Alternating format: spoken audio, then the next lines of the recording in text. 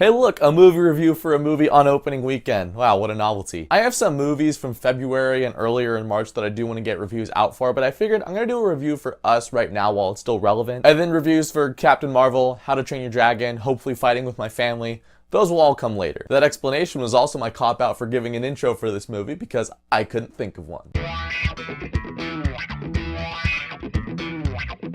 So Us is the newest movie directed by Jordan Peele. It comes off the heels of Get Out, which was wildly popular a few years ago. It made a lot more money than they were expecting it to make, and critics loved it, audiences loved it, I loved it. This movie stars Lupita Nyong'o. She's a mom of this family who's going on a vacation to a beach house that she used to stay at when she was a kid. She had a traumatic experience happen there in the past, but her family's going back now, and at night a family comes up onto their driveway and it's a bunch of doppelgangers of themselves, but they're like dark, twisted versions of them. And now Lupita Nyong'o and her family, they have to escape the doppelgangers. So like I was just saying, I loved Jordan Peele's last movie, Get Out, and I think it gets better with each viewing for me. The movie had really great pacing, and it gave you just enough of the plot throughout different parts of the movie to keep you interested throughout the entire thing, ultimately leading to both a thought-provoking and exciting climax. So of course, now I was really looking forward to Us. I saw this on the Thursday night preview night. I saw it at like 10 p.m., so coming out of the theater at 12:30, it was a little creepy out there, let me tell you. But what did I think of the movie overall?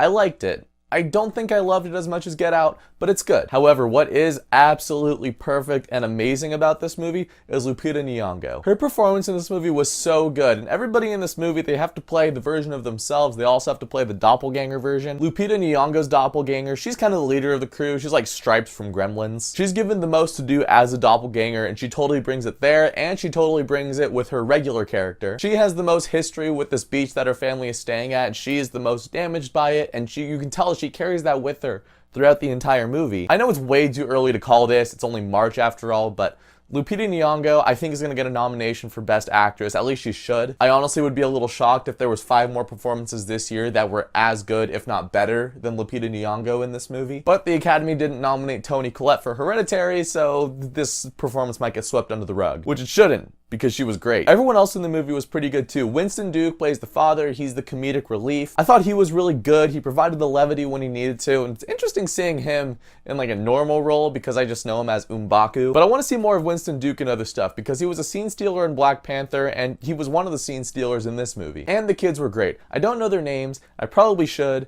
They did great in this movie. Sometimes kid actors, especially in horror movies, they can kind of drag the movie down, but both the kids in this I thought were great, especially the daughter, and especially the daughter's doppelganger provided some of the more chilling moments of the movie. I thought the movie was really entertaining from start to finish, and once the doppelganger family gets there, I was watching most of the movie kind of like this. I realized I'm more of a wimp with horror movies than I thought originally. The movie is also really deep with metaphor, and I think that's where some of my issues with the movie lie. Some of the parts in this movie, I saw the metaphor and I was like, wow, that's interesting and that's cool social commentary. And then there was a couple other times when I feel like he was trying to go for a metaphor or there was some connection to the real world and either I didn't get it or it didn't make sense within the context of the movie. But this is also one of those movies I feel like if you were to go and rewatch it, which it's great because this movie is entertaining enough to where you would want to go and rewatch it, that I think you would get more out of it on repeat viewings. I know Get Out was like that for me. So this is a movie I'd actually probably go back and rewatch. But what I will say about the movie is I didn't really like the last act, particularly the last like 5-10 minutes of it. The explanations they gave for what was happening and ultimately the resolution, it didn't really feel satisfying, or it didn't really feel like it made sense either. It kind of feels like they came up with the concept and it was a great concept, but I feel like they didn't know how to bring that concept to a satisfying conclusion. 2 things in particular I thought were kind of weird, I won't get into spoilers with, is the son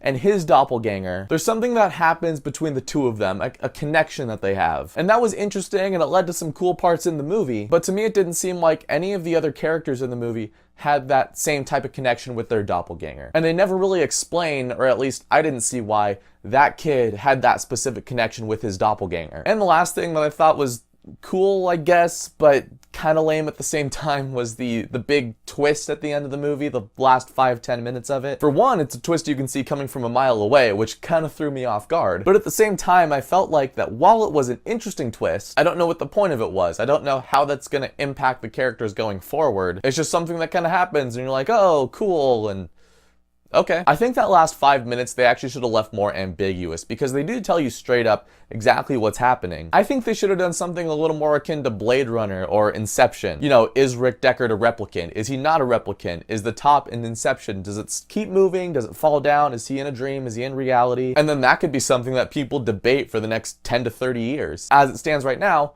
we know the answer, so it kind of takes away the mystique of discussing that ending. So those were a few things where I felt like the third act of the movie could have been a little stronger, but I thought the first 2 acts of this movie were really solid, and the movie, first and foremost, I want movies to entertain me. This movie was entertaining from start to finish. Sometimes you get movies that are really heavy on metaphors and symbolism, and they beg you to go and rewatch them, but they're not interesting enough the first time to make me go back and rewatch them. Us hits the perfect tone where it's entertaining the first time you watch it, and then I feel like if you go back and rewatch it, which I am planning on doing, then you get a lot more out of it, a lot of the deeper themes that you didn't see the first time. I know people have compared Jordan Peele's movies like an episode of The Twilight Zone. Us, in particular, is based off of one specific episode of The Twilight Zone. And especially right now, I mean, I've been on a little bit of a Twilight Zone kick recently. Like, I was just watching it before I hit record. So if you're into The Twilight Zone, if you're into horror and science fiction and mystery, I think you're really gonna like this movie. I don't think the ending is quite as like crowd-pleasing as the end of Get Out was, but it seems like audiences are already eating this movie up. It seems like critics are really liking it, so Jordan Peele's on a roll. This is another win for him, and I can't wait to see what his next movie is. But while we're waiting for Jordan Peele's next movie, Us, have you seen the movie? Let me know what you think of it down in the comments. And thank you so much for watching this video. If you guys like it, click subscribe, check out some of my other videos, check out some of the reviews I'll be uploading soon, and I'll catch you guys next time.